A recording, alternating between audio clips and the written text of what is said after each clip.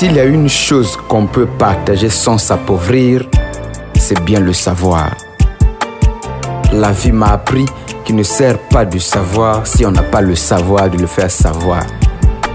Moi, quand j'ai quelque chose à faire savoir, je me sers de mon écritoire. Aujourd'hui, on doit faire un petit cours d'histoire. Du 15 novembre 1884 au 26 février 1885, s'est tenue une rencontre des pays européens à Berlin, en Allemagne. Cette rencontre fut convoquée par Bismarck, chancelier d'Allemagne. Cette collaboration, qu'on appellera Conférence de Berlin, avait pour but le partage de l'Afrique. 15 pays européens furent représentés, mais aucun pays d'Afrique. Drôle d'histoire, on partage l'Afrique, mais à l'insu des Africains. Aujourd'hui devenus riches, ces pays européens insultent les Africains. C'est au cours de cette conférence que les impérialistes européens ont prescrit les règles officielles de colonisation.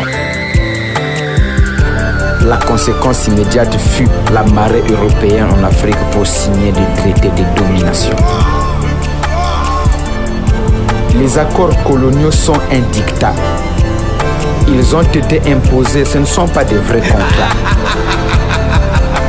Ils ne sont pas conformes au bon droit.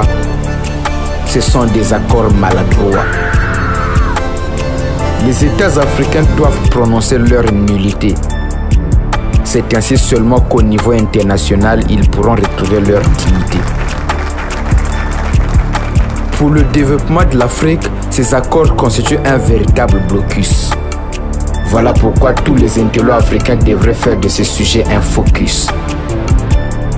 Thomas Jefferson disait que si une loi est injuste, l'homme n'a pas seulement l'obligation mais aussi le devoir de la désobéir. La loi coloniale est injuste, tout le monde le sait. Il faut donc la désobéir.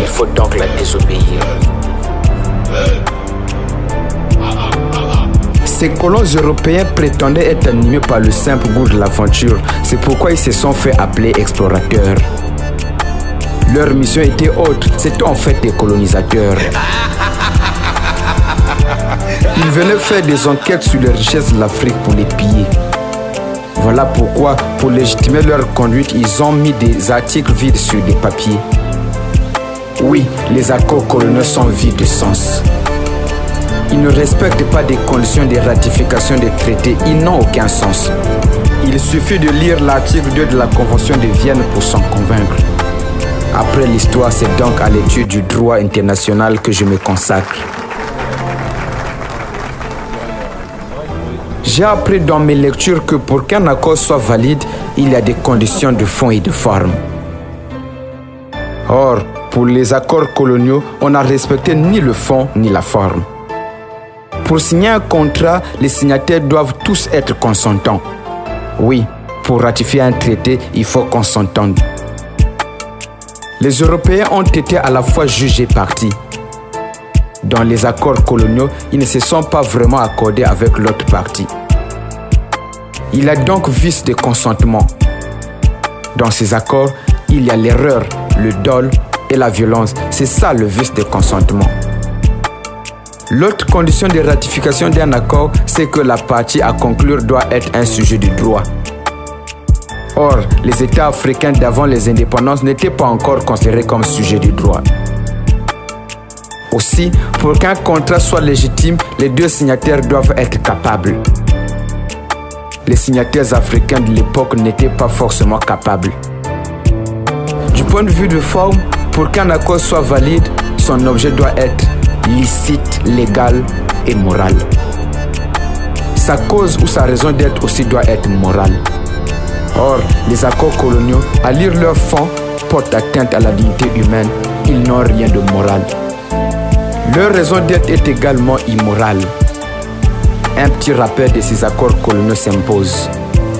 Je suis congolais, ce sont ceux de la France que je propose. Les États africains sont tenus de payer de manière indéfinie les pertes causées par la colonisation à leur ancienne métropole. Ils sont obligés de déposer auprès de la Banque de France leurs réserves financières nationales. Ils n'ont droit de vendre leurs ressources naturelles à d'autres pays que si la France refuse. Ils ne peuvent attribuer des marchés publics aux entreprises étrangères que si la France l'autorise.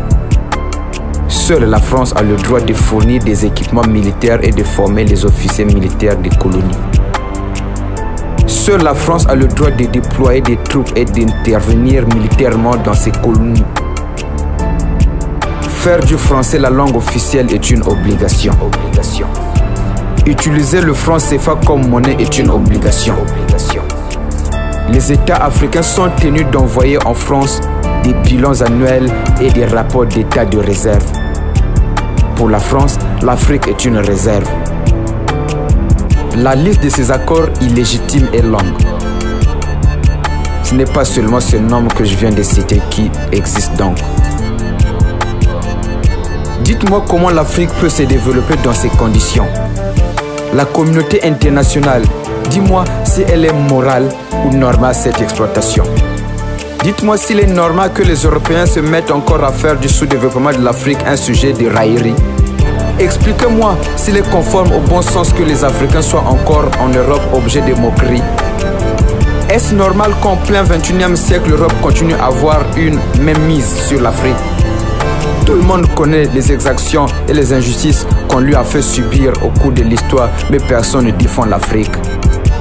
Comme je l'ai dit ailleurs, le sous-développement de l'Afrique est voulu, prémédité. Les Africains doivent alors se réveiller et bien méditer. Ils doivent revoir les accords nord-sud. Ces accords profitent plus au nord qu'au sud. Surtout que ces accords coloniaux sont un diktat. Ils ont été imposés, ce ne sont pas de vrais contrats. Ils ne sont pas conformes au bon droit. Ce sont donc des accords maladroits. Les États africains doivent prononcer leur nullité. C'est ainsi seulement qu'au niveau international, ils pourront retrouver leur dignité.